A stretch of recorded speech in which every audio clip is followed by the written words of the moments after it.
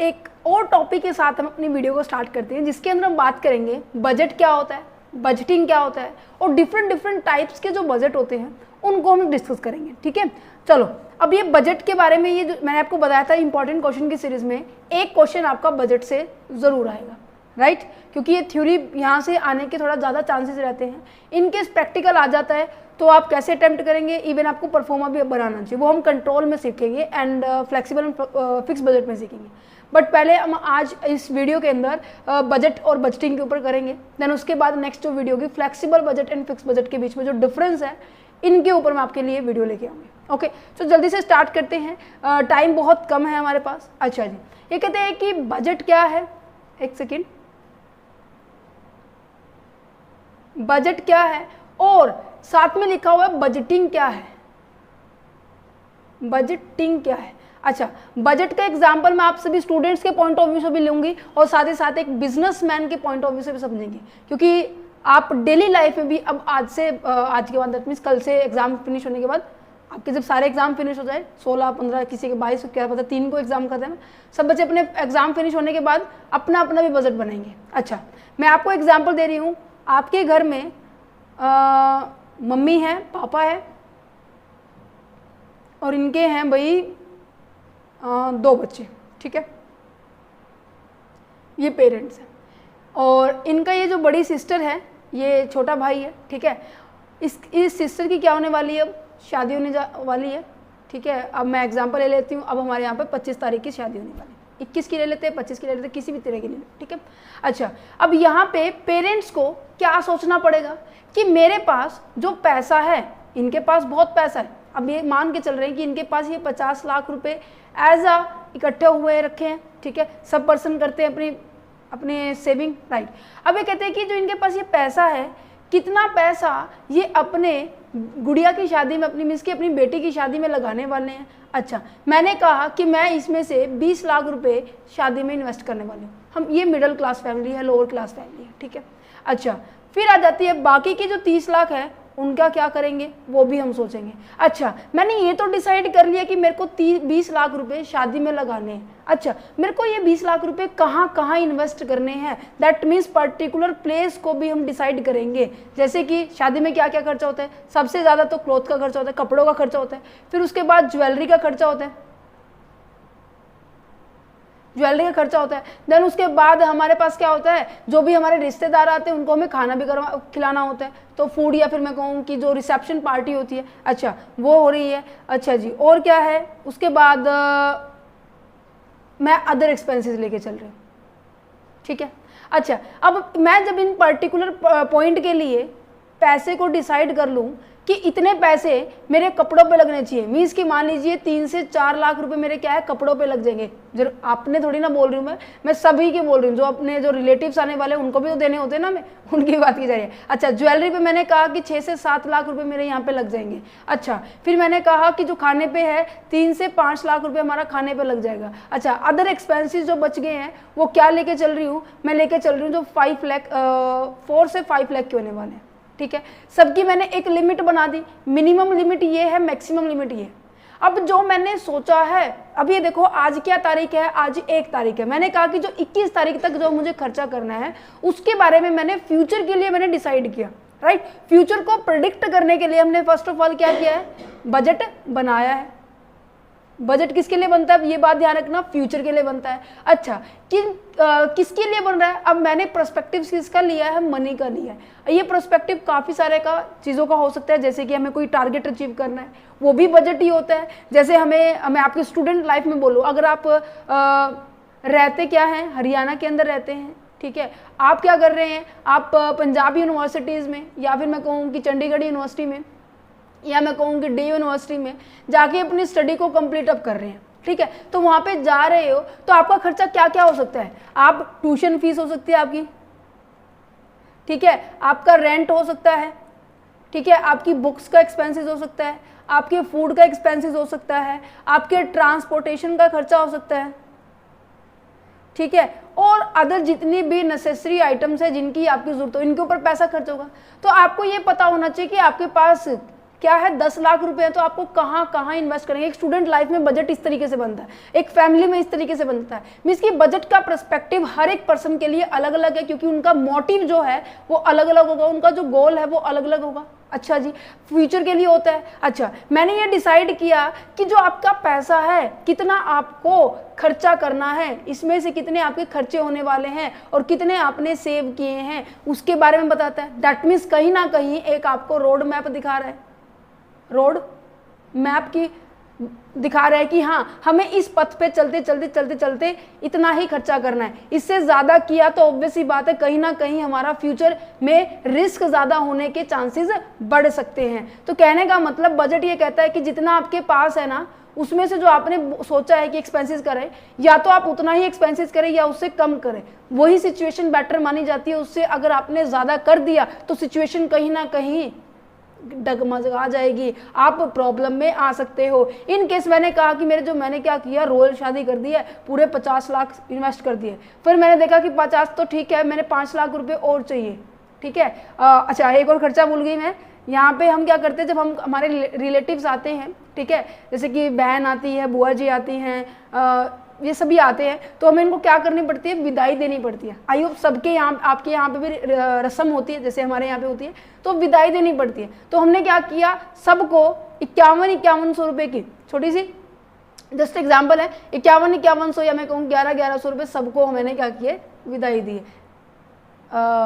बहन को भी इतने दिए, जीजा जी को भी इतने दिए। अच्छा, जो उनके बच्चे हैं उनको भी क्या किए हैं, 200 रुपये इनको दिए। दैट मीन्स टोटल खर्चा क्या हो रहा है, 1500 रुपये पर फैमिली हो रहा है। तो आपने क्या किए, अपने जो इनका कज़न था, ठीक है, जो इनका भाई था, ठीक है, ब्रदर था, रियल ब्रदर कह लेते हम, ठीक है, उनसे इन्होंने क्या किया, 5 लाख रुपए लिए। मीन्स कि जितना उनका बजट था उन्होंने उससे ज़्यादा पैसा इन्वेस्ट किया, ज़्यादा पैसा यूज़ कर दिया, एक्सपेंस कर दिया। तो कहीं ना कहीं क्या हो जाएगा, हमारी बोरोविंग्स जो है वो बढ़नी शुरू हो जाएगी। तो ये अच्छा नहीं माना जाता जब हमारी क्या हो, बोरोविंग्स बढ़ रही है। कहीं ना कहीं ये एक ऑब्लिगेशन है, ये हमारी एक जिम्मेदारी बन जाएगी कि हमें इसको इन फ्यूचर में क्या करना है, पे करना है। समझ पा रहे हो? तो बजट यही है। देखो, बजट सभी बच्चे बना के चलेंगे। अब आगे से जब आपके पास पैसे होंगे तो ऑब्वियस ही बात है आप बनाएंगे कि मेरी पर डे जो पॉकेट मनी है 100 रुपीज़ है, तो महीने की कितनी होगी, 3000 है। तो 3000 का मैं क्या करूं, बैंक में इन्वेस्ट करूं, मुझे इसका क्या करना है और कहाँ इन्वेस्ट करना है, ये सभी चीज़ें आपको पता होनी चाहिए। ओके, अच्छा, क्या कहते हैं, budget as a plan of your money. आपके पैसे का एक प्लान है, एक रोड मैप है, जिसके थ्रू आप डिसाइड करते हैं कि कितना पैसा आपका स्पेंड होने वाला है और कितना पैसा आप सेव करने वाले। जो मैंने अभी आपको एग्जांपल दिया, आप इसको रीड कर सकते हैं। ये फर्म के रिगार्डिंग है, ठीक है, कि आप कहाँ पर अपने पैसे को ज़्यादा इन्वेस्ट करना चाह रहे हो, ठीक है। Budget help you make sure that you are using your money wisely and not spending more than you have. क्या कह रहे हैं, जितना आपके पास पैसा है उसको आप यूज़ कर रहे हैं, बट उससे ज़्यादा आप स्पेंड नहीं करेंगे जो कि आपके पास है। मीन्स कि आपके पास जितना आपने बजट बनाया उतना ही हमें क्या करना है, यूज़ करना। अगर इससे ज़्यादा यूज़ किया तो ऑब्वियस ही बात है आपको क्या होने वाला है, लॉस होने वाला है। अगर आपने यही यूज़ किया तो कहीं ना कहीं आपकी सिचुएशन क्या है, बेटर है। आप शादी के बाद भी क्या नज़र आएंगे, खुश नज़र आएंगे। अदरवाइज़ ये होगा कि हाँ उसका पैसा देना है, उसका पैसा देना है ना। तो ब्राउन एंड हॉवर्ड के अकॉर्डिंग जो डेफिनेशन दी हुई, क्या कहता है कि budget is the pre determined statement. Budget हमेशा क्या होती है, प्री डिटरमाइन होते हैं। प्री डिटरमाइन क्यों है, क्योंकि हम क्या कर रहे हैं, फ्यूचर के बारे में क्या कर रहे हैं, डिसाइड कर रहे हैं। अब देखो, ये मोस्ट ऑफ ये होता है कि ज़्यादा पॉसिबिलिटी यही होती है कि ये हमेशा नंबर में होता है कि हमें इतना पैसा लगाना है, इतना पैसा यहाँ से लेना है, इतना पैसा कमाना है, इतना प्रॉफिट जनरेट करना है। तो हमेशा एक क्वांटिटेटिव टर्म में होगा, नंबर्स की टर्म में होगा, ठीक है। अच्छा, of the management policy during a given period, एक पर्टिकुलर टाइम ड्यूरेशन का होता है, ठीक है। अब देखो, अब मई है, ठीक है, अब जैसे मैंने टारगेट बनाया हुआ, ठीक है। अब मेरा जो टारगेट है इस महीने का कि आपको कम से कम आपके जैसे मोस्ट ऑफ इनकम टैक्स का तो सिलेबस ऑलरेडी हो चुका है, ठीक है। जो आपका HR है, रिटेल मैनेजमेंट है, इनका सिलेबस कहीं ना कहीं रहता है। तो इस बार हम इस सिलेबस को भी कवर करेंगे। आपका जैसे जैसे एग्जाम आते जा रहे हैं, 6 को है, बच्चों ने शेयर किया था ये ऊपर, एक 6 का है, एक 16 का है। HR का 6 का है और ये है 16। तो इसके ऊपर भी मैं बजट बना रही हूँ। बजट कैसे बना रही हूँ कि पर्टिकुलर टाइम मुझे किसके ऊपर देना है। मैंने कहा कि ज़रूरी नहीं हम मनी में डिफाइन करें बजट को, बट मोस्ट ऑफ चांसेस होते हैं कि हम पैसे के अंदर ही हम क्या करते हैं, बजट बनाते हैं। तो हमारा डेली रूटीन भी क्या होती है, एक फ्यूचर के लिए प्लान होता है। तो मैं इनके लिए डिसाइड कर रही हूँ कि इनको प्रिपेयर करने में मेरी कितनी लागत आ रही है, कितना मुझे सेव करना है, कितना मैं इसके ऊपर अर्निंग करूँ, ये सभी चीज़ें इसके ऊपर होती है। ठीक है, तो कहीं ना कहीं एक बजट क्या है यहाँ पर। अब देखो, एक बिजनेसमैन का और एग्जांपल लेते हैं। उसने कहा कि जो मेरी सेल है इस बार 1 लाख रुपए से क्या होनी चाहिए, इंक्रीज होनी चाहिए। ऑब्वियस ही बात है, मैंने सेल को डिसाइड किया तो इसके बेस पे मैं क्या करूंगी, अब प्रोडक्शन का क्वांटिटी सेट करूंगी कि मुझे कितनी प्रोडक्शन करनी पड़ेगी इतनी सेल से इंक्रीज करने के लिए। मीन्स कि जो पहले प्रोडक्शन करते थे वो तो करना ही करना पड़ेगा। 1 लाख के लिए मुझे और कितनी वैल्यू ऑफ प्रोडक्ट है प्रोड्यूस करना पड़ेगा। अच्छा, प्रोडक्शन डिपार्टमेंट का बजट सेट होने के बाद फिर मैं क्या करूंगी, जो भी रॉ मटेरियल मुझे परचेज करना होगा, दैट मीन्स जो परचेज डिपार्टमेंट है वो क्या करेगा, अब वो भी बजट बनाएगा। तो क्या है, एक पर्टिकुलर टास्क को कंप्लीट करने के लिए, एक स्पेसिफाइड टाइम ड्यूरेशन को सेटअप करने देखने के लिए, इस टारगेट को अचीव करने के लिए हम क्या करते हैं, बजट बनाते हैं। तो एक स्पेसिफिक टाइम होता है, स्पेसिफाइड पीरियड के लिए होता है, विच प्रोवाइड अ स्टैंडर्ड, जिसको जो हमें क्या प्रोवाइड करता है, स्टैंडर्ड प्रोवाइड करता है, और हमें कंपैरिजन करने में हमें मदद प्रोवाइड करता है with the result of the actually achieve, जो भी आपने। अब देखो, अब मैंने कहा कि मेरे को 1 लाख रुपए सेल्स इंक्रीज करनी है, जो नॉर्मल चल रही है उससे 1 लाख और इंक्रीज करना है। अच्छा, मैंने कहा कि मुझे 1 लाख रुपए यहाँ इंक्रीज हुआ होना चाहिए। ठीक है, अब देखा, सॉरी यहाँ पे लिखा जाएगा ये 1 लाख रुपए मुझे इंक्रीज होना। अब एक्चुअल परफॉर्मेंस आई आपकी पूरी 1 लाख आई है, तो कहीं ना कहीं हम इस एक्चुअल के साथ हमारे स्टैंडर्ड को कंपेयर कर पा रहे हैं, राइट। अगर इन केस ये जो है 1 लाख की बजाय 80,000 आती, तो कहीं ना कहीं जो गैप नजर आ रहा है उसके बारे में जानेंगे। तो बजट हमें कहीं ना कहीं कंपैरिजन बताता है, एक रोड मैप देता है कि आप फ्यूचर के लिए क्या करने वाले हैं। ये प्रिपेयर किया जाता है फ्यूचर के लिए। स्पेशली ये एक्सप्रेस किया जाता है क्वांटिटेटिव टर्म में। मॉनेटरी वैल्यू होती है और फिजिकली यूनिट होती है कि हमें एक यूनिट, इतनी यूनिट प्रोवाइड करनी है, इतनी यूनिट सेल करनी है, ये सभी। ठीक है, it is prepare with a view to attaining our define objective and target. ये किस लिए प्रिपेयर किया जाता है कि एक्चुअल हमें पता चल जाए कि हमारा जो टारगेट है 1 लाख सेल इंक्रीज करने का, हमारा जो टारगेट है वो कैसा है। हमारा टारगेट 2 लाख कमाने का है, 1 लाख यूनिट बढ़ाने का है। सो इसके बारे में बताते हैं। कहीं ना कहीं हम बजट बना रहे हैं, हमें ये काम करना है, तो ये क्या दिखाई दे रहा है, ये हमारा प्लान है। इस प्लान को एग्जीक्यूट करने के लिए हमें क्या करनी पड़ेगी, पॉलिसीज बनानी पड़ेगी। तो ये क्या एक्सप्रेस करता है, प्लान और पॉलिसी एक्सप्रेस करता है। ठीक है, ये कहीं ना कहीं हमें, अब देखो मैं कंपैरिजन करूंगी। अब मैंने कहा कि मैं लगातार काम करती जा रही हूँ, एट द एंड में मुझे लगा कि हाँ हमारा काम हो चुका है। मैंने कहा कि हमारे जो 10 के 10 सब्जेक्ट क्या है हमने बिल्कुल पढ़ा लिया। अरे भाई, हमने सोचा कितना था, अब जब तक ये नहीं पता होगा, मेरा बेस ही नहीं होगा जिसके साथ मुझे कंपेयर कर सकूं, क्या मैं एक्चुअल अपनी एफिशिएंसी, अपनी इफेक्टिवनेस को पता लगा सकती हूँ कि मैंने अच्छे से किया या नहीं किया, है ना। So that's a reason base होना चाहिए। तो बजट हमें क्या प्रोवाइड करता है, बेस प्रोवाइड करता है। It's provide a base for the measuring the success of the actual result. जो हमने एक्चुअल रिजल्ट को अचीव किया उसकी सक्सेस हुई है या नहीं हुई है, वो डिपेंड करता है आपके बेस के ऊपर। तो बेस कौन प्रोवाइड करता है, आपका बजट प्रोवाइड करता है। समझ में आ गया बजट का मतलब क्या है। अच्छा जी, अब बात की जा रही है, बजट तो आपको पता लग गया कि फ्यूचर के लिए होता है, क्वांटिटेटिव टर्म होता है, आपके ऑब्जेक्टिव को अचीव करने के लिए, एक स्पेसिफाइड टाइम पीरियड के लिए होता है। इसके मदद से हमें प्लान और पॉलिसी बना सकते हैं। अच्छा, एक बेस प्रोवाइड करता है। बात की जा रही है बजटिंग, क्या ये अलग है? नहीं, बजटिंग में पता है क्या होता है, मैंने कहा कि ना ये इतना सारा मैंने काम किया, मेरे को शादी के लिए शॉपिंग करनी थी, हमारे घर शादी है, हमने 20 लाख रुपए सेट किया। अब इसको एग्जीक्यूट करने के लिए जितनी भी मैंने प्रोसेस की है, इसको बनाया है, पर्सन हायर किए हैं, किसी को कोई काम सौंपा है, किसी को कोई काम सौंपा है, तो ये जो प्रोसेस हो रही है उसे क्या कहेंगे, बजटिंग कहेंगे। दैट मीन्स ING कब लगते हैं, टेंस का, अगर मैं इसको थोड़ा लॉजिक से कहूँ, इंग्लिश में जब हम टेंस करते थे ना, टेंसेस, तो उसमें क्या होता था कि जब ING लगता था उसे में क्या कर रहे हैं, हम कर रहे हैं, मीन्स की कंटिन्यूअस प्रोसेस है। तो ये कहीं ना कहीं एक प्रोसेस है जो कि क्रिएट करता है और मैनेज करता है आपके बजट को। अच्छा, it involve the setting the financial goal, estimate the income and planning. आपके फाइनेंशियल गोल को एस्टिमेट करता है, आपकी इनकम्स को एस्टिमेट करता है, आपको प्लानिंग करता है कि कितनी इनकम आप कहीं ना कहाँ एलोकेट करने वाले हो, कितना आप एक्सपेंसेस करने वाले हो, कितनी आप सेविंग करने वाले, ये सभी। अब मैंने कहा कि जो मेरे पास अभी फिलहाल, जैसे मैं कहूँ कि मेरे पास 3-4 पीसी है ये, ठीक है, दैट मीन्स कंप्यूटर है मेरे पास 4, तो ये 4 रिसोर्सेज है मेरे पास, तो मैं इनको कैसे एलोकेट करूँ, कैसे बांट रही हूँ, ये भी तो डिपेंड करता नहीं। ये सभी चीज़ें बजट्स के अंदर आती है। ओके, बजट के अंदर क्या क्या इन्वॉल्व होता है? सबसे पहले तो इनकम आता है। इनकम का हिस्सा हमारे 2 बनते हैं, है ना। इनकम के 2 हिस्से बनते हैं ना, या तो आप क्या करेंगे, उसकी सेविंग करेंगे, या फिर आप कुछ ना कुछ खर्चा करेंगे, एक्सपेंस करेंगे, ठीक है। और इसके बेस पे हमें एक मैप मिल जाता है, रोड मैप जिसे मैंने बोला, आपको एक वे मिल जाता है कि आपको ये करना चाहिए, आपको ये करना चाहिए। तो इनकम के 2 पार्ट हो रहे हैं। आप अपनी इनकम को एस्टिमेट करते हो, राइट, कि आपको अपनी इनकम कहाँ से मिल रही है, जैसे कि सैलरी से मिल सकती है, अगर आप वेजेस कमा रहे हैं तो वेजेस है, इन्वेस्टमेंट से मिल सकती है, या फिर कोई और सोर्सेस से।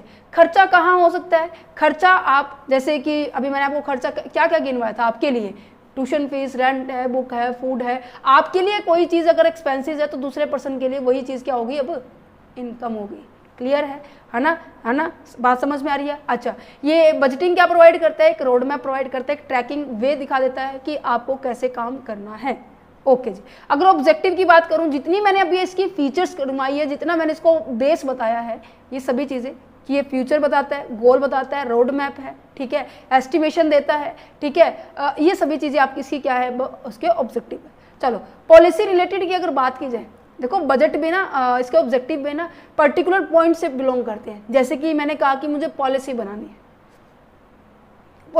पॉलिसी एंड ऑब्जेक्टिव के से रिलेटेड अगर मैं बजट की डेफिनेशन दूं, बजट का पॉजिटिव पॉइंट्स कैलकुलेट करूं, तो क्या है, बताता है कि to express the policy and objective of the firm in the quantitative.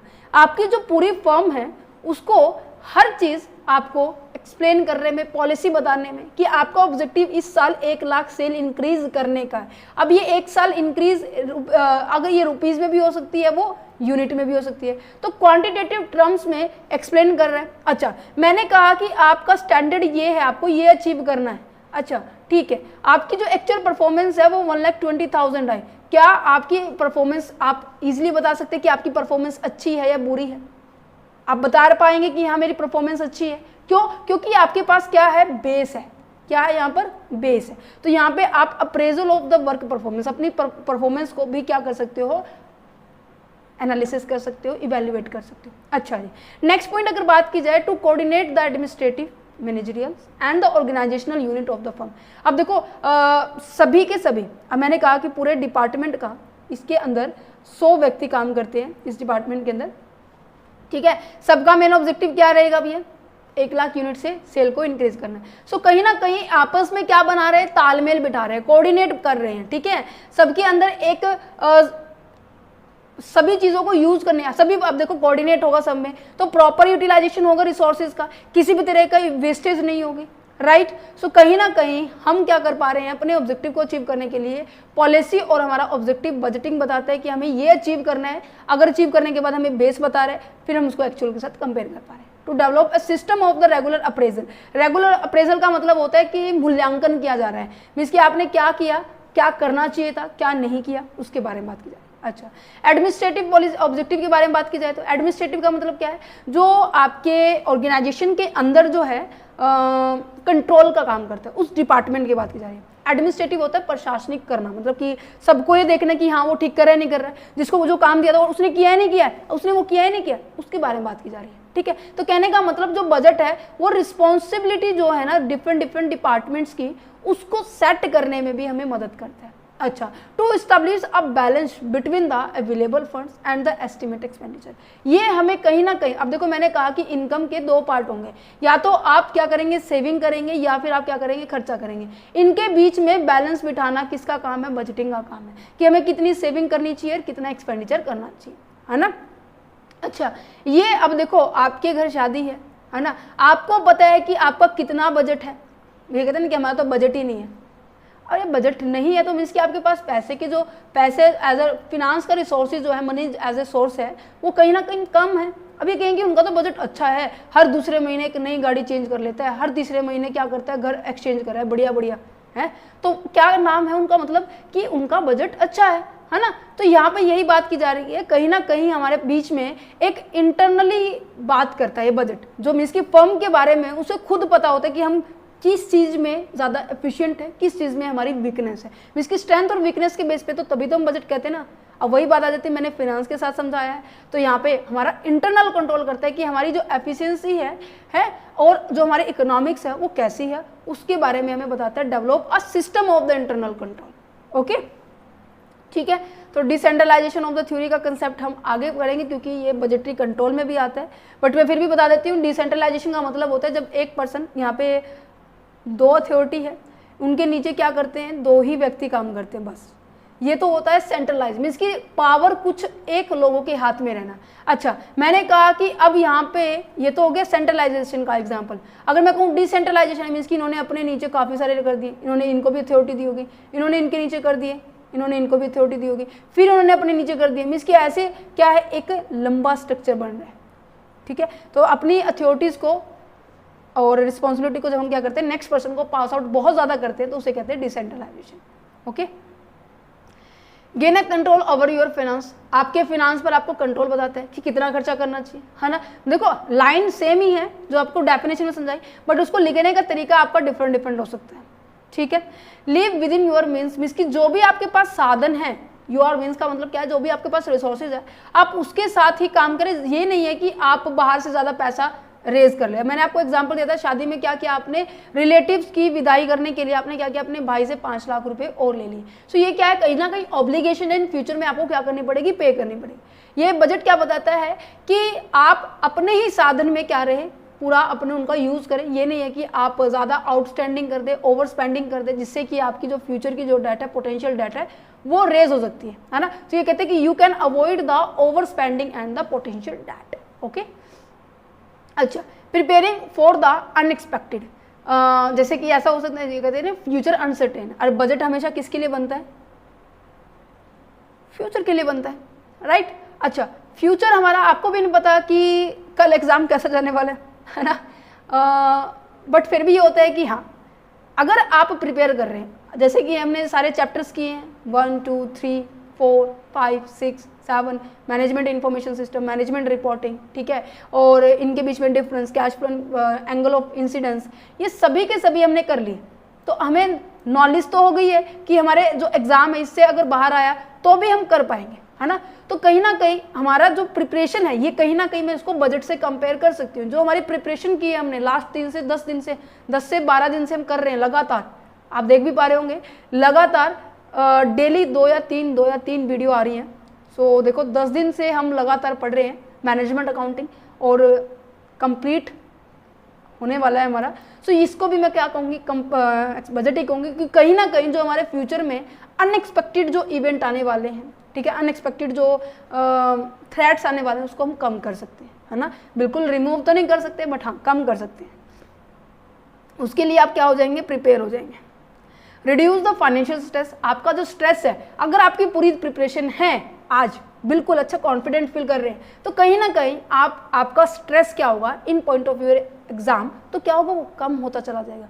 समझ पा रहे हो। तो बजट को मैं आप इस तरीके से समझ सकते हो। अगर मैं बात करूं फाइनेंशियल के सोर्सेज से, अगर आपका स्ट्रॉन्ग है, पैसे बहुत अच्छी तरीके से आपने सेव कर रखे, आपने प्रॉपर प्लान बनाया हुआ है कि हाँ इतना पैसा मैं यहाँ यूज करूंगा, इतना पैसा मैं यहाँ यूज करूंगा, तो ऑब्वियस ही बात है ना, आप स्ट्रेस नहीं लोगे कि मुझे बाहर से पैसा रेज करने की जरूरत नहीं है। अब आपके पास खुद ही 50 लाख है, ठीक है, शादी में आपने बस सोच ही रखा कि हाँ 20 लाख सफिशिएंट है, तो क्या है 30 लाख रुपए अभी पास रखे हैं, इनकेस अगर जरूरत पड़ भी गई तो मैं यहाँ से यूज कर सकता हूँ। क्लियर है, ओके। यहाँ पे आ गया आपका ऑब्जेक्टिव। आई होप इतना समझ में आ गया। अब आ जाता है very very important point, this is a classification of the budget. Budget की क्लासिफिकेशन ना बहुत सारे बेसिस पे की गई है, जैसे कि कवरेज की बात की जा रही है, दैट मीन्स फंक्शंस की बात की जा रही है। इसको मैं यहाँ पे फंक्शंस भी लिख सकते हैं इसको, ठीक है। कैपेसिटी की बात की जा रही है, मीन्स की वो चेंज हो सकता है, नहीं हो सकता। अच्छा, कंडीशन की बात की जा रही है। कंडीशन दैट मीन्स एक नॉर्मल बजट होता है, ठीक है, एक सिंपल बजट होता है, पीरियड की बात की जा रही है, जैसे कि आपका लॉन्ग टर्म के लिए है या शॉर्ट टर्म के लिए। सो इन सभी बजट्स को हम 1 बाय 1 करते हैं। एक यहाँ पे बजट आपको शो नहीं हो रहा, बट आपको एग्जाम में काफ़ी बार देखने को मिलता है, जीरो बेस बजट,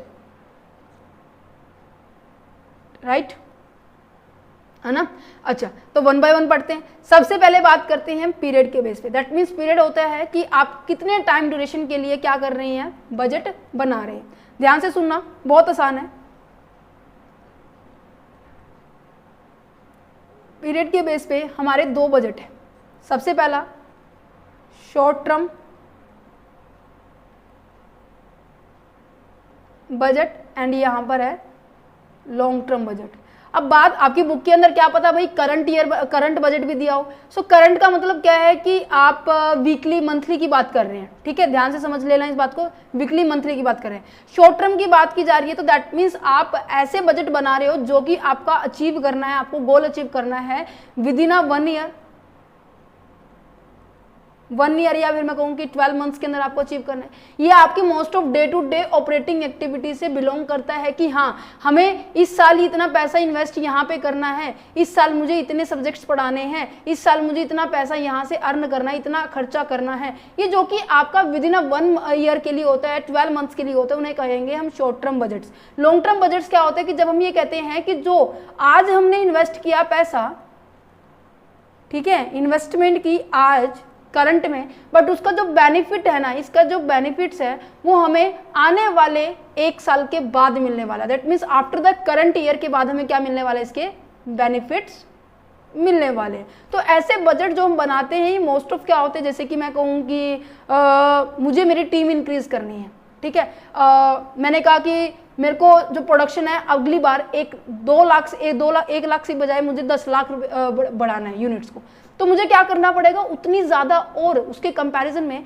मुझे मशीनें भी खरीदनी पड़ेगी, मुझे मैन पावर भी इंक्रीज करना पड़ेंगे। दैट मीन्स जब हम क्या करते हैं अपनी फिक्स एसेट्स को बढ़ाने की बात कर रहे हैं तो उस टाइम हम क्या करते हैं, लॉन्ग टर्म बजट बनाते हैं। जब हम क्या करते हैं शॉर्ट टर्म या फिर करंट एसेट्स की इंक्रीजमेंट की बात करते हैं तो उस टाइम हम क्या करते हैं, शॉर्ट टर्म बजट की प्रिपेयर करते हैं। तो कोई क्या लिखा हुआ है, this budget cover a short period of a time, typically year और द लेस देन, आमतौर पर ये 1 साल या फिर उससे कम होते हैं। This usually detail and specify the focusing on the immediate objective and operational activity. आपकी जो करंट ईयर की बात की जा रही है, 12 मंथ्स की बात की जा रही है, उनके ऊपर फोकस किया जाता है।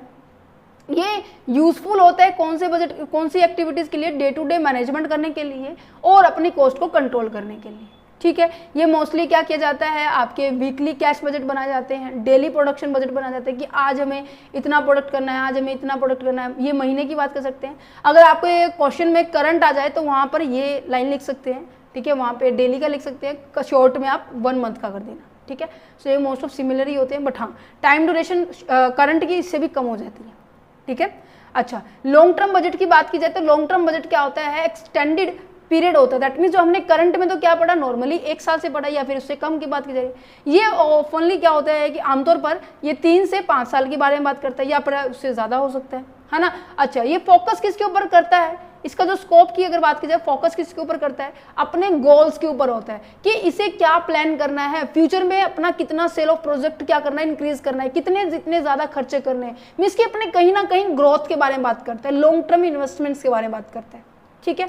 अच्छा, तो यहाँ पे क्या लिखा हुआ है, एक सेकेंड, क्या लिखा हुआ है कि focus on the strategic goal, major investment, significant change in the organization operation. अब मैंने कहा कि मेरे को मेरे बिजनेस में इंक्रीज करना है सेल को, या फिर मैं कहूँ कि मेरा जो बिजनेस है अभी फिलहाल छोटा बिजनेस है, मुझे क्या करना है, इससे बड़ा बिजनेस करना है, तो मुझे क्या करना पड़ेगा, इससे बड़ी इन्वेस्टमेंट करनी पड़ेगी। तो कहने का मतलब हमें एक्सपेंड करने की बात कर रहे हैं, अपने बिजनेस को एक्सटेंड या फिर मैं कहूँ कि एक्सपेंड करने की बात कर रहे हैं, ओके। इसलिए हमें क्या करना पड़ता है, लॉन्ग टर्म बजट बनाना पड़ता है। अच्छा जी, ये 5 ईयर कैपिटल एक्सपेंडिचर बजट है और मैन्युफैक्चरिंग एग्जांपल दे रही हूँ मैं, ठीक है, जिसके अंदर हम क्या करने जा रहे हैं कि इंक्लूड है हमारे प्लान में कि हमें न्यू मशीनरी हो गया, ठीक है, हमें जो फैसिलिटीज़ है, ठीक है, न्यू प्रोडक्ट लाइन्स है। पहले मान लीजिए मैं केवल गारमेंट्स में करती थी, जीन्स और शर्ट में किया, टी शर्ट में किया था, फिर मैंने क्या सोचा कि मैं शूज़ के अंदर भी अपनी प्रोडक्ट लाइन को इंक्रीज कर लूँ। तो ऑब्वियस ही बात है, मुझे यहाँ पर पैसा भी इन्वेस्ट करना पड़ेगा, मुझे यहाँ पे मैन पावर भी चाहिए इसको संभालने के लिए, मुझे यहाँ पे अपने फिक्स एसेट्स को भी जनरेट करना पड़ेगा। That means particular building, shop, या फिर मैं कहूँ कि मुझे शोरूम परचेज करना पड़ेगा, तो कहीं ना कहीं ऐसा कैपिटल एक्सपेंडिचर होता है। इसके ऊपर भी बात करेंगे कैपिटल एक्सपेंडिचर बजट क्या होता है, ठीक है, समझ में आ गया। पीरियड के बेसिस पे वैसे आपके नॉर्मली 2 होते हैं, अगर मैं फिर बात कर रही हूँ, अगर आपका करंट का गिवन है तो आप इसको लिख सकते हैं, ओके। अच्छा, on the basis of the flexibility, flexibility का मतलब क्या होता है, फ्लेक्सिबिलिटी का मतलब क्या होता है, फ्लेक्सिबिलिटी का मतलब होता है कि क्या आप चेंज हो पा रहे हैं या फिर स्टैटिक है, या फिर मैं कहूँगी कांस्टेंट है। चेंज का मतलब क्या है कि अकॉर्डिंग टू योर इन्वायरमेंट, ठीक है, आप चेंज हो पा रहे हो या नहीं हो पा रहे। जैसे कि मैंने आपको कॉस्ट बताया था, कॉस्ट आपकी ना 2 तरह की होती है, एक तो आपकी वेरिएबल कॉस्ट होती है और एक आपकी क्या होती है, फिक्स्ड कॉस्ट होती है। ये जो कंसेप्ट है हमने यहाँ पढ़ा था, वेरिएबल कॉस्ट और फिक्स्ड कॉस्ट का, राइट। अच्छा, तो मैंने कहा कि जो वेरिएबल कॉस्ट एक ऐसी कॉस्ट होती है जो क्या होती है, प्रोडक्शन के साथ इंक्रीज होती है, प्रोडक्शन के साथ डिक्रीज होती है। जैसे कि लेबर की कॉस्ट हो गई, मटेरियल का खर्चा हो गया, इलेक्ट्रिसिटी का बिल हो गया। अब कि जैसे अब वही बात है ना, मुझे इन लाइट्स की जरूरत है, मुझे इस फैन की जरूरत है, मुझे एसी की जरूरत है, मुझे इस पीसी की जरूरत है, तो मेरे को रिक्वायरमेंट है तो मैंने इनको ऑन किया हुआ है। अदरवाइज मेरे को रिक्वायरमेंट नहीं है तो मैं इन लाइट्स को ऑफ कर सकती हूँ। दैट मीन्स जो मेरी जैसे मैंने कहा कि मुझे प्रोडक्शन करना है, 1 लाख यूनिट इंक्रीज करनी है, ठीक है, तो मुझे क्या करना पड़ेगा, मशीन को ऑपरेट करना पड़ेगा, मुझे इलेक्ट्रिसिटी का यूज करना पड़ेगा। जिस टाइम यूज नहीं है मैं उनको क्या कर दूंगी, ऑफ कर दूंगी। तो कहने का मतलब वेरिएबल प्रोडक्ट क्या होते हैं, जो अकॉर्डिंग टू योर प्रोडक्शन ये कहते हैं इंक्रीज डिक्रीज होते रहते हैं। बट फिक्स कॉस्ट क्या होते हैं, हमेशा कॉन्स्टेंट रहते हैं। जैसे कि मैंने कहा कि जो मशीनरी है मैंने रेंट पे ले रखी है, ठीक है, किराए पे ले रखी है, तो इनकेस प्रोडक्शन हुआ ही नहीं, क्या मैं ये कहूँगी कि नहीं नहीं अब की बार ना आप मुझसे ना रेंट ना लो क्योंकि मेरा ना प्रोडक्शन नहीं हुआ है, ऐसा कुछ कहोगे?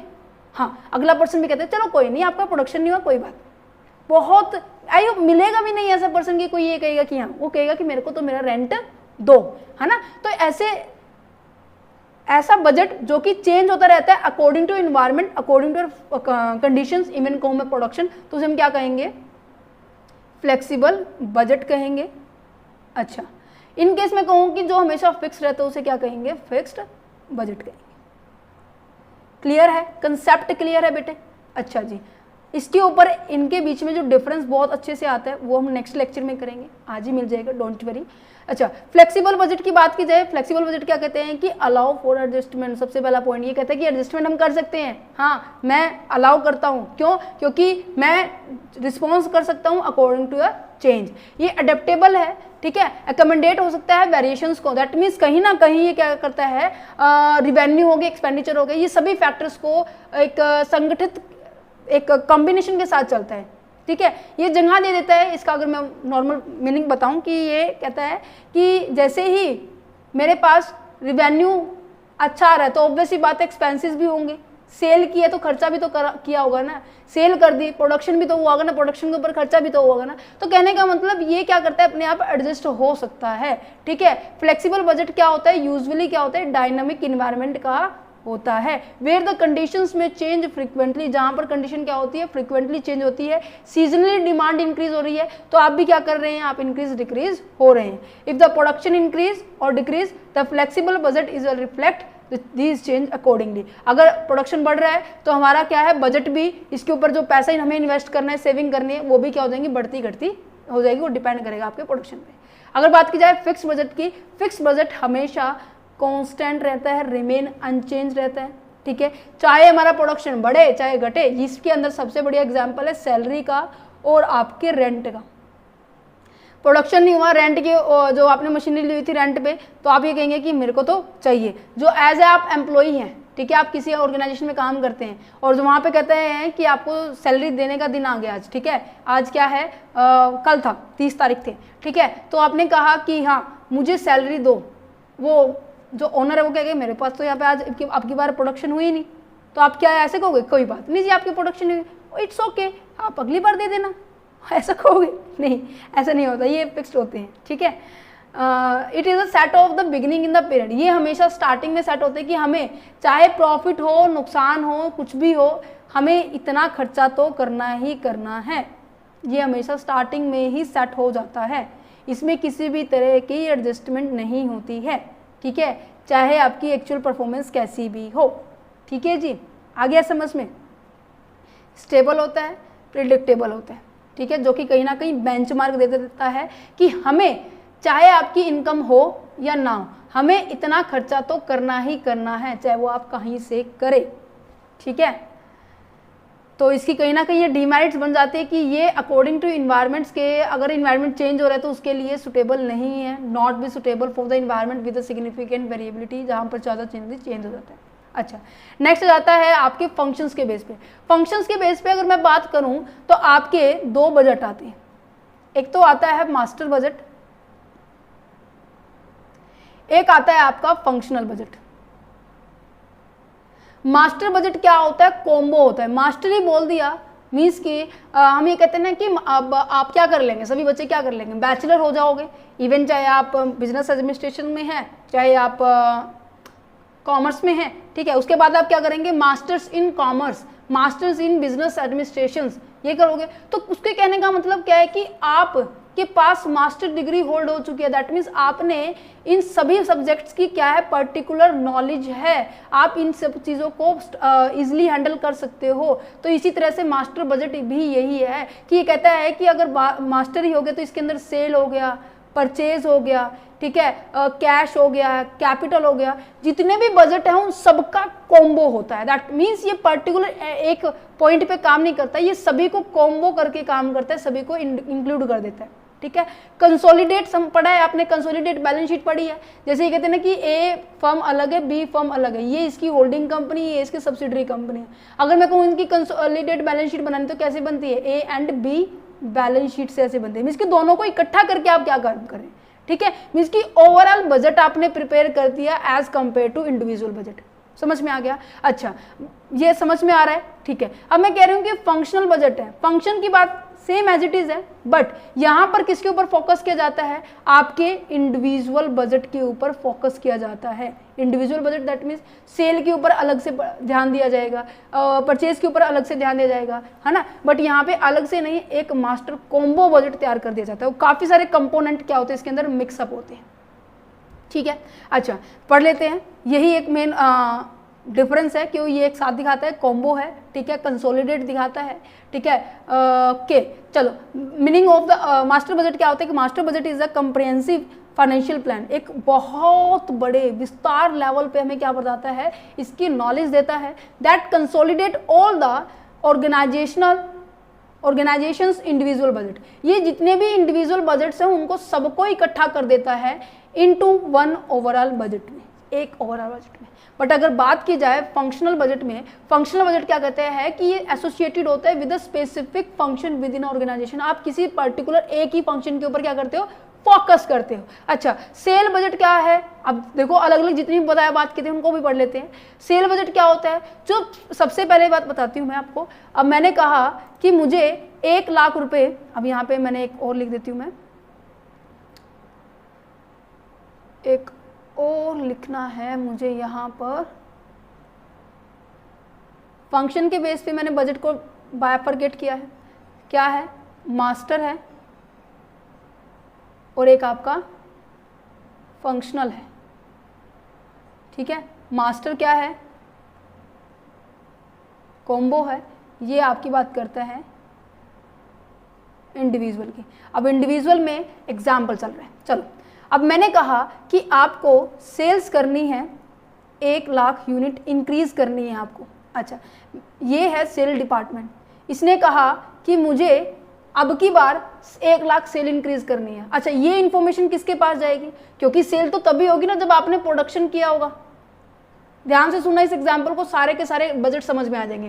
तो प्रोडक्शन होगा तभी तो आप सेल करोगे। तो ये बात गई भाई प्रोडक्शन डिपार्टमेंट के पास कि भाई अब की बार मुझे इतना प्रोडक्शन करना पड़ेगा क्योंकि आपको 1 लाख सेल इंक्रीज करनी है। तो इसने कहा कि मुझे 3 लाख प्रोडक्शन और इंक्रीज करना है, ये 3 लाख रुपीज़ का सेल करना है और, ठीक है। अच्छा, क्योंकि काफ़ी सारी चीज़ें होती है ना इसके अंदर प्रोडक्शन में। अच्छा, ठीक है। फिर इसने कहा कि अब मुझे प्रोडक्शन तो करना है, मुझे रॉ मटेरियल भी तो चाहिए ना इस पर्टिकुलर चीज़ को प्रोड्यूस करने के लिए। चलो यहाँ पे ना मैं 2 लाख लेके चलती हूँ, 3 लाख ज़्यादा अमाउंट हो गया, 2 लाख, ठीक है। अच्छा, मैंने कहा कि मेरे को रॉ मटेरियल भी तो चाहिए, मुझे खरीदना भी तो पड़ेगा ना सामान।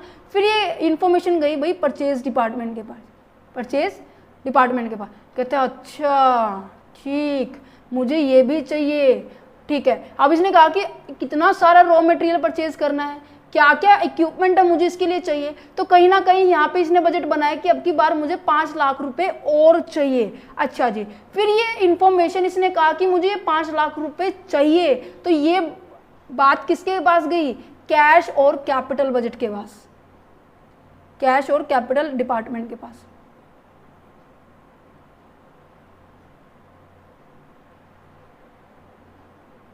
ठीक है, इन दोनों के पास गई। ये कहता है कैश बजट कि अच्छा इतना पैसा चाहिए, इट्स ओके, मैं आपको प्रोवाइड करता हूँ। अब इसका एस्टिमेशन कौन लगाएगा, कैपिटल बजट लगाएगा। क्या अब ये कैश में पता है क्या होता है कि कैश बजट बस ये देखता है कि मेरे पास कितना पैसा तो मेरे पास आ रहा है और कितना मेरे पास से पैसा क्या हो रहा है, जा रहा है, ये केवल इसकी इंफॉर्मेशन रखता है। कैपिटल बजट क्या बताता है, इस पर्टिकुलर प्रॉफिट को जनरेट करने के लिए मैंने कहा कि मुझे अब की बार 1 लाख रुपए से सेल इंक्रीज करनी है, तो मैंने कहा कि इसके ऊपर मेरी क्या है 30,000 रुपये प्रॉफिट होने वाला है। इस पर्टिकुलर 30,000 को प्रॉफिट को कमाने के लिए मुझे कितनी कैपिटल को इन्वेस्ट करना पड़ेगा, तो मैंने कहा ना कि मैंने कहा कि ये जो 30,000 रुपये है ना, ये क्या है 30% रिटर्न के बराबर है, इसकी वैल्यू 30% के इक्वल बराबर दे रखी है। तो मैं क्या कहूँगी, मुझे 90,000 एज अ कैपिटल एक्सपेंडिचर का बजट बनाना पड़ेगा। मींस कि कम से कम मुझे 90,000 रुपये इन्वेस्ट करने पड़ेंगे, है ना। ये आपने गुडविल के अंदर भी कैलकुलेट करना सीखा है ना, कि इस पर्टिकुलर प्रॉफिट को कमाने के लिए मुझे कितना पैसा इन्वेस्ट करना पड़ेगा, उसके लिए आपको रेट पता होनी चाहिए। अच्छा, इसने कहा कि अच्छा मुझे यहाँ पर अब लाख की बात की जा रही है ना, तो यहाँ पे मैं कहती हूँ कि मुझे 90,000 रुपये इस पर्टिकुलर शेयर, इस पॉइंट को अपॉइंट करना चाहिए। अच्छा जी, ठीक है, सेल के रिगार्डिंग। अच्छा, तो यहाँ पे लाख, आई होप मेरे को यहाँ पे लिखना चाहिए 2,90,000 रुपये। अच्छा, क्योंकि इसने कहा कि इस पर्टिकुलर प्रोडक्शन के रिगार्डिंग मुझे केवल 2,90,000 रुपये ही मुझे इन्वेस्ट करने, ये मैंने जस्ट ओनली एग्जांपल दिया है आपको निकालने के लिए, ठीक है, कि कैसे हम कैपिटल निकालते हैं एक पर्टिकुलर चीज़ से। अब आप ये देख पा रहे हो कि सबसे पहले हमें किसके बारे में पता होना चाहिए, सबसे पहले आपको ये पता होना चाहिए कि आपको सेल करनी कितनी है, फिर उसके बाद प्रोडक्शन का काम होगा, फिर उसके बाद परचेज डिपार्टमेंट शुरू होगा, फिर उसके बाद कैश बजट बनेगा, फिर उसके बाद कैपिटल बजट बनेगा। ठीक है, सो ये एक प्रोसेस है, ये आपको याद रखनी है। तो सबसे पहले सेल होता है, क्योंकि सेल का कहीं ना कहीं एक एस्टिमेट सेल होता है, ठीक है, ये कहीं ना कहीं एक स्टार्टिंग पॉइंट होता है अदर बजट्स का, है ना, क्योंकि ऑब्वियस सी बात है, जब तक आप सेल नहीं प्रिपेयर करोगे, सेल नहीं बताओगे कि मुझे चाहिए कितनी, तब तक आप आगे काम नहीं कर सकते। ठीक है, तो सेल मैनेजर की ये रिस्पॉन्सिबिलिटी होती है कि पहले वो सेल अच्छे से प्रिपेयर करे, क्योंकि उसके ही बजट के ऊपर बाकी के सभी के बजट तैयार होने वाले। The production budget is derived from the cell budget. तो सेल बजट की मदद से हम क्या करेंगे, प्रोडक्शन के बजट को क्रिएट करेंगे। ठीक है, how much to be produce to meet the sale target, इस पर्टिकुलर सेल टारगेट को अचीव करने के लिए हमें कितना प्रोडक्शन करना पड़ेगा। फिर आ जाता है प्रोडक्शन बजट। तो एक लाइन तो सेम एज इट इज रहने वाली है, जो प्रोडक्शन बजट है वो कहाँ से आता है, वो आपका आता है सेल बजट से। The production cost budget provide the detail overview of the estimate cost of carrying out of the production plan. जब हम प्रोडक्शन कर रहे हैं तो कितनी कितनी कॉस्ट को कहाँ कहाँ पर होने वाली है उसके बारे में इंफॉर्मेशन बताते हैं। जैसे कि हमारा हो गया मटेरियल के ऊपर खर्चा हो गया, लेबर के ऊपर खर्चा हो गया, ओवरहेड्स जितने होते हैं, ओवरहेड्स का मतलब क्या है, जितने भी हमारे पास क्या है इनडायरेक्ट एक्सपेंसेस होते हैं। अच्छा, दिस बजट जो है इंश्योर क्या करता है, production activity are the cost efficient होनी चाहिए, इफेक्टिव होनी चाहिए and align with there is a overall business strategy. इसकी सारे की सारी जो आपकी बिजनेस की जो स्ट्रैटेजी बनाई है, आपने कहा कि वैसे आपने सोचा था कि आपका हर साल, आपने कहा कि मेरा हर साल 30,000 रुपये खर्चा आता है प्रोडक्शन में। ठीक है, अच्छा, तो फर्म का क्या बन गया है गोल की, जो कहीं ना कहीं 30,000 रुपये तो हमारे फिक्स है, हम जो इस पर लगाएंगे। ठीक है, अब जो आपका बजट बनेगा वो कहीं ना कहीं इससे थोड़ा बहुत मैच करना चाहिए, है ना। अलाइन का मतलब क्या होता है कि आप इससे मैच आउट होना चाहिए, जिसके थ्रू आप क्या कर सकते हैं, अपने बिजनेस की जो गोल को इजीली अचीव कर सकते हैं। ओके, देन उसके बाद आप क्या करेंगे, इस प्रोडक्शन को करने के लिए आप परचेज डिपार्टमेंट के पास जाएंगे। परचेज डिपार्टमेंट क्या करेगा, फोकस किसके ऊपर करेगा, रॉ मटेरियल क्या परचेज करना है, फिक्स एसेट्स कितनी हमें मेंटेन करके रखनी है, इलेक्ट्रिसिटी हो गया, गैस हो गया, इन सब का एस्टिमेट करेगा। वो कहता है कि परचेज डिपार्टमेंट जितना होगा ना उतने कम प्राइस पर खरीदने की कोशिश करेगा। क्यों, क्योंकि इसका मेन काम है, आप देखो अब ये महंगे में खरीदेगा, गलती किसकी होगी? अब मैंने कहा कि जो सामान अगर आप 100 रुपये में मिल रहा है तो आप अगर उसको 150 में खरीदोगे तो गलती किसकी है? सेल डिपार्टमेंट की है, प्रोडक्शन डिपार्टमेंट की है, या फिर मैं कहूँगी कॉस्ट डिपार्टमेंट की है? नहीं ना, कॉस्ट की तो प्रोडक्शन करने पर होगी, परचेज की परचेज करने पर होगी, तो यहाँ पे इस डिपार्टमेंट की गलती होगी। तो यहाँ पे यही बात की जा रही है, जो परचेज डिपार्टमेंट होगा ना, जितना ज़्यादा होगा ना वो एफिशिएंटली काम करने पर बात फोकस करेगा, जिससे उनकी कॉस्ट क्या होगी? मिनिमम आएगी। अच्छा, कॉस्ट बजट किसके ऊपर काम करेगा? कॉस्ट के ऊपर बात कर रहे हैं। मीन्स कि एक पर्टिकुलर यूनिट को आउटपुट को प्रोड्यूस करने में मेरी कितनी कॉस्ट आ रही है। ठीक है, ये जस्ट एक ऑल्सो एस्टिमेशन पे बेस होता है। ठीक है, जैसे कि आपका कॉस्ट आपके प्रोडक्शन पे आती है, राइट। आप फर्म के अंदर एडमिनिस्ट्रेशन कर रहे हैं,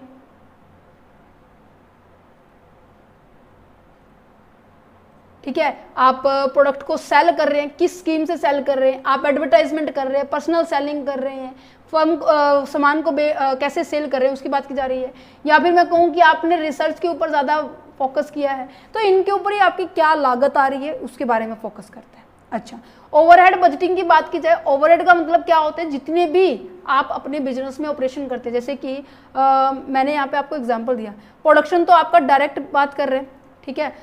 जैसे मैंने आपको यहाँ पे सेलिंग का एग्जांपल है, सेलिंग में काफ़ी सारे कि आप सामान किस तरीके से बेच सकते हो, आप एडवर्टाइजमेंट भी कर सकते हो, आप पब्लिसिटी भी कर सकते हो, आप डोर टू डोर सेलिंग भी कर सकते हो, सेल प्रमोशन भी कर सकते हो।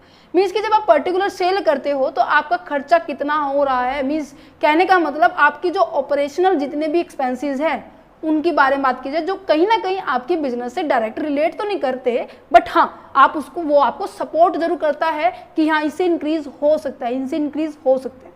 ठीक है, तो उन्हें कहेंगे हम ओवरहेड एक्सपेंसेस कहेंगे। अच्छा, उसके लिए बजट बनाते हैं, तो ये फोरकास्ट किसके लिए करता है? ऑल द प्रोडक्शन ओवरहेड, चाहे वो फिक्स्ड है, चाहे वो वेरिएबल है, चाहे वो सेमी फिनिश वेरिएबल है। ओके, ठीक है। Proper allocation of the overhead cost ensure the efficient production process. अगर आपने अच्छे से इस ओवरहेड कॉस्ट को अच्छे से बांट दिया, एलोकेट कर दिया, तो कहीं ना कहीं आपकी जो ओवरऑल प्रोडक्शन की जो कॉस्ट है वो कम जरूर आएगी। ठीक है, यहाँ पे ओवरहेड का मतलब लिखा हुआ है। अच्छा, कैश बजट की बात की जाए, कैश बजट का मतलब क्या होता है? जो कैश के बारे में इंफॉर्मेशन रखता है कि पैसा कितना आ रहा है, पैसा कितना जा रहा है, उसके बारे में प्रॉपरली मैनेज करता है। अच्छा, ठीक है, ये हेल्प भी करता है मैनेज करने में लिक्विडिटी। लिक्विडिटी का मतलब क्या है कि आप कितनी जल्दी पैसे को कैश में कन्वर्ट कर पा रहे हैं, कितनी जल्दी आप क्या कर रहे हैं, इजीली सेल कर पा रहे हैं अपनी रिसोर्सेज को, विदाउट क्रेडिट पे आपको कैश मिल पा रहा है, आप इजीली पेमेंट कर पा रहे हो। इसकी आने का भी और जाने का भी सारा का सारा कैश के रिगार्डिंग आपके पास स्टेटमेंट होती है ना। ये तो हमने कैश फ्लो स्टेटमेंट पे भी डिस्कस किया था दिस चैप्टर। ओके, अच्छा, कैपिटल एक्सपेंडिचर बजट की बात की जाए, ये फोकस करता है कि कितना पैसा हमें इन्वेस्ट करना चाहिए हमारी एसेट्स के ऊपर। क्यों?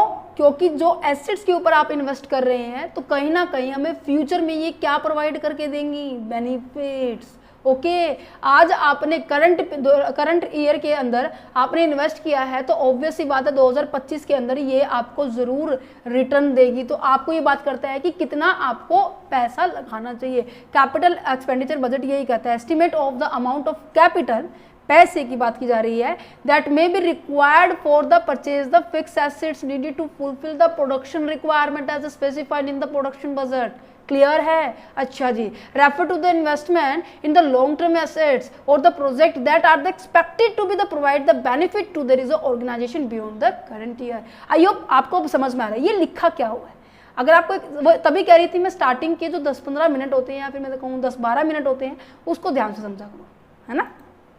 अच्छा, जीरो बेस बजट मैंने आपको बताया था कि आपको कहीं पर नहीं देखने को मिलेगा, जो कि है जीरो बेस बजट। इसको मैं आपको समझाती हूँ क्या होता है।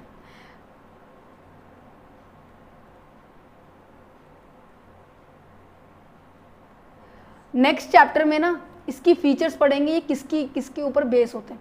अब मैंने आपको बताया कि बजट जो होता है ना फ्यूचर के लिए किया जाता है ना, और कहीं ना कहीं किसके बेस पर बनता है? ये आपके जो भी प्रीवियस डाटा था, प्रीवियस ईयर का जो डाटा था उसके ऊपर बनता है। अच्छा, यहाँ पे हमेशा डाटा जरूर होगा, बेस जरूर होता है। अच्छा, यहाँ पे कहा गया है जीरो बेस बजट। यहाँ पे पहले ही कह रहा है कि जीरो है, क्या बेस है, इसकी प्रीवियस ईयर का किसी भी तरह का डाटा हम यूज नहीं कर रहे हैं। दैट मीन्स कि जो मान लो अब मेरे को 2024 का बजट तैयार करना है कि इस साल मुझे कितना खर्चा करना है, इस साल मैं कितने कमाने वाले हूँ, इस साल मेरे पास कितनी सेविंग होने वाली।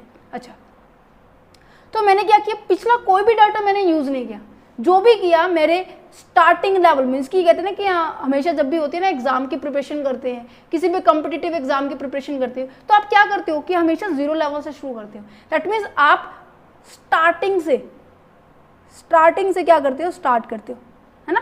तो यहाँ पे यही मतलब है। दैट मीन्स ऐसा बजट जिसका कोई बेस नहीं होता है, वो जीरो से शुरू होता है, जो भी आपके आसपास हो रहा है प्रेजेंट के वो लेके चलते हैं और फ्यूचर के बारे में सोचते हैं, पास्ट का कुछ भी नहीं चलता। ठीक है, ऐसी अप्रोच है where each expenses must be justified from the scratch for the every budgeting period starting from the zero base of the zero. ये जस्टिफाई करता है सारे के सारे एक्सपेंसेस को, इंश्योर करता है रिसोर्सेज हमारे अच्छे से एलोकेट हो, जिससे हमारी करंट की नीड हो गई है और जो हमारी जो प्रायोरिटी है उसको ज़्यादा फोकस किया जाता है। हिस्टोरिकल के ऊपर नहीं बेस है, दैट मीन्स पास्ट के ऊपर किसी भी तरह से बेस नहीं। क्लियर है, बजट का हो गया चैप्टर फिनिश। ये आपका कंक्लूजन है। अब मैं कंक्लूजन अगर बात करूँ तो बजटिंग क्या हमें हेल्प करती है, आपको प्लान देती है कितना पैसा आपको सेव करना चाहिए फ्यूचर के लिए, कितना पैसा आपको स्पेंड करना चाहिए इन फ्यूचर। ये कहीं ना कहीं कंट्रोल करती है आपके पैसे के ऊपर कि आप अवॉइड करें डेट्स को और प्रोग्रेस करें अपने फ्यूचर में, अपने जो आपके ड्रीम्स हैं वो आपकी कंप्लीट करने में। ये स्पेशली जो कंक्लूजन है ना, मैंने आप सभी स्टूडेंट्स के लिए लिखा क्योंकि आपकी स्टूडेंट लाइफ में भी आपका कोई ना कोई ड्रीम होता है, तो उसको अचीव करने के लिए कहीं ना कहीं आपकी लाइफ के अंदर कुछ चीज़ों के ऊपर कंट्रोल होना चाहिए, है ना। जो आप कहीं ना कहीं आजकल जो सोशल मीडिया है वो बहुत ज़्यादा आपको इफेक्ट कर रहा है। डेली बेसिस पे आप कहीं ना 1-2 घंटा आराम से रील्स पे निकाल देते हैं। सो मैं कहूँगी कि उसको आप रील्स देखें, कोई दिक्कत नहीं है, बट ऐसी रील देखें जो आपको नॉलेज देखे जाए। देखो टाइम है आपका, दोबारा से नहीं आता। सो दैट्स अ रीज़न। ये बजट का जो मेन मोटिव ये भी है कि आप अपनी लाइफ के अंदर भी इम्प्लीमेंट करें। एज अ कॉमर्स स्टूडेंट्स होके आप अपनी लाइफ में इम्प्लीमेंट करें इन चीज़ों कि आप वेस्टेज ना करें अपने टाइम्स की, क्योंकि ये समय है दोबारा नहीं आएगा। ठीक है, सो कहीं ना कहीं ये जो बजट है हर एक स्टूडेंट्स की लाइफ में होना चाहिए। जैसे कि मैं अपना रोड मैप बना के चलती हूँ कि दिन में मुझे ये क्या काम करना है, क्या नहीं करना। सो आप भी ऐसे करना। ठीक है, सो चलो, आई होप आपको जो चैप्टर है वो समझ में आ गया होगा, budget and budgeting. Next chapter में मिलते हैं जिसके अंदर हम डिस्कस करेंगे बजटरी कंट्रोल। ठीक है, बजटरी कंट्रोल और fixed and flexible budget. Clear है, चलिए तो उम्मीद करेंगे कि आपका जो कल का एग्ज़ाम है बहुत अच्छा हो, और एग्ज़ाम होने के बाद प्लीज़ कमेंट बॉक्स में अपने व्यूज़, अपने जो फीडबैक्स है ज़रूर देना, क्योंकि कहीं ना कहीं मुझे भी आपके साथ, मैं भी आपके साथ क्या है काफ़ी दिनों से लगी हुई हूँ। सो मुझे फीडबैक चाहिए कि कैसा एग्ज़ाम रहा, कितनी प्रिपरेशन हुई आपकी, कितना अच्छा गया एग्ज़ाम, किस किस तरह के क्वेश्चंस आए हैं। इवन आप जैसे कि मैंने आपको बताया था ना कि इंपॉर्टेंट क्वेश्चन की सीरीज़ में, कि ये जो क्वेश्चंस की सीरीज़ में तभी लेके आई हूँ, और जो क्वेश्चन पेपर की जो वीडियोज़ है अब नज़र कर पा रहे हो कि मैनेजमेंट अकाउंटिंग देख पा रहे हो। मैनेजमेंट अकाउंटिंग 2023 का क्वेश्चन पेपर है। मैनेजमेंट अकाउंटिंग 2020 कहाँ गया 22 का क्वेश्चन पेपर है। इसी तरह से इनकम टैक्स, सभी के क्वेश्चन पेपर आपको प्रोवाइड किए गए हैं। वो तभी हो पाए क्योंकि जो पीछे जो स्टूडेंट्स थे प्रीवियस ईयर में, जो कहीं ना कहीं मैं कह सकती हूँ आपके जो सीनियर्स थे उनकी मदद से, तो आपकी मदद से भी मैं अदर स्टूडेंट्स की हेल्प कर सकती हूँ। So that's the reason. Okay जी, ऑल द वेरी बेस्ट।